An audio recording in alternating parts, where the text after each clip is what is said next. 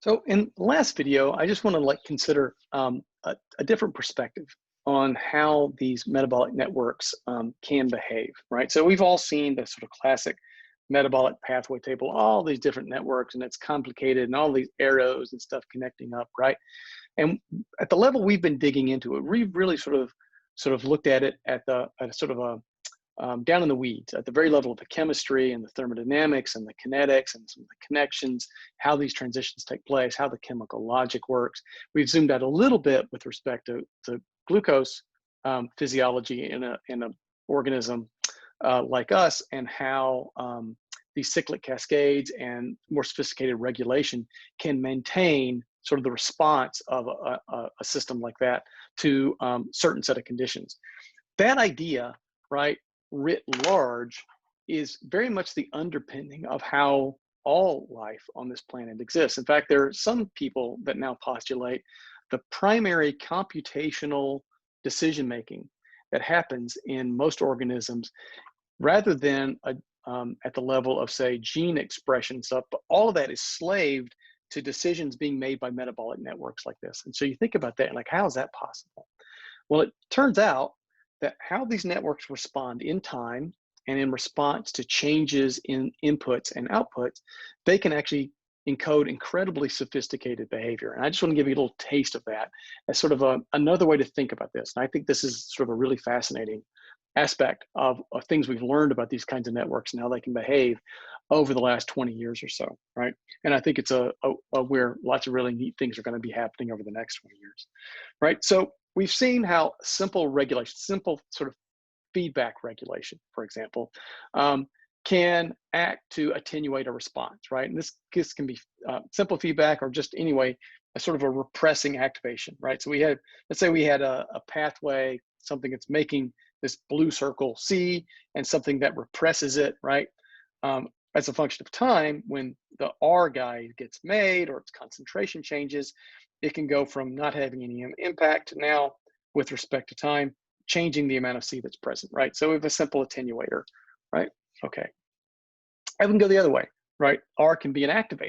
It can be something that, at some period of time, you're making very little C, then you turn on the activator, and now you go the direction. We have some sort of response time in here, and this becomes key to how the output of C here is responding as a function of time with respect to R appearing or disappearing, right?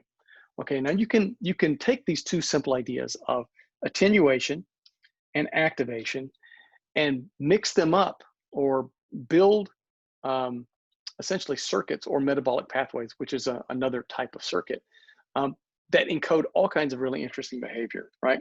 So here's a simple one. Imagine you take sort of negative feedback. We've seen it right before. We've talked about it a bunch of times, how the products of these pathways can feed back to control those enzymes. And one of the main reasons you would do this, right, is to stabilize the concentration, right? You don't necessarily want the enzyme running full bore, making as much as it possibly can as a function of maybe variations in the input. You want the output to help stabilize the amount of the product being made. And by having the product feed back, you can clamp the response of that enzyme in a particular, in an important way, right? To keep it from just taking off, by having this guy feedback and sort of control the temporal output of this pathway. And there are lots of ways you could do it. We've seen some with simple feedback inhibition. You could also build this where the output, the actual output of this pathway here, acts to repress or to inhibit something that was otherwise an activator, right? That would give you a same kind of negative feedback loop, right? Where the output of the blue circle here blocks something that was otherwise activating it, right? So it's a simple feedback. As more of this gets made, you basically downregulate the thing that's activating, right? Okay. So there's some more sophisticated ways you can do this, and you get really interesting behavior out of it when you do. If you take the same basic idea of that negative feedback, but you build in a delay, right? So the response of the feedback is not immediate the way sort of product inhibition would respond, right? And here's a classic example of it.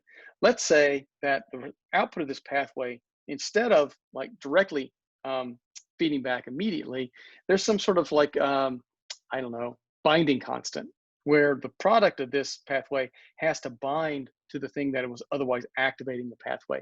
And until the concentration gets to a certain level, it doesn't do anything, right? It's not high, it's not, we've seen you're below the binding constant, you'll get any complex. The activator keeps doing a thing, keeps making more, but at some point you cross that binding threshold. And when that happens, and you make enough of this complex, you do something to it. You remove it, you deactivate it, you export it, you do something. That kind of system, built the right way, has a really interesting temporal response. It oscillates, right? So you have a system like this, it'll free run until you get to that critical threshold, and then it'll crash. And it'll crash because you're moving this stuff out of the way. But at some point, when you've sort of taken this stuff all out, right, the amount of the activator, you drop below that binding threshold, there's enough of this stuff around, it starts to ramp it back up again until you hit the threshold and it crashes then. You can build clocks out of systems like this, where the oscillations are regular, right? So it's possible to use a simple chemical metabolic pathway like this to build something that can keep time, which is kind of neat, right? Here's another just simple example. You can take positive feedback. We haven't really talked about this so much. We talked about feed forward, but you can have the product of pathway feedback and activate itself, right? Here's a simple way to do that. If the red circle was a repressor, was an inhibitor of production of the blue circle, if its product inhibited the repressor, you've basically got a positive feedback. The more of this you've got, the more you shut down the red circle, the more of this you can make, right? That kind of system, again, if it built the right way, does something completely different. It doesn't oscillate regularly like a delayed negative feedback. It basically can only exist in one of two stable states, either with a lot of this stuff being made or with essentially none of it being made, right? So essentially, it behaves like a switch, right? It's sometimes called bistability. And the system will sit there and it will only populate, it'll transition very quickly between either making a lot of blue circle or making almost no blue circle. And then they'll switch back and forth again, right?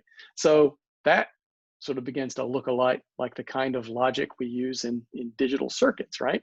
I'm not saying that metabolic pathways compute with digital logic, but this kind of switch-like behavior can become incredibly useful for getting all kinds of interesting responses out of complex networks. Okay, and I think I'll stop there.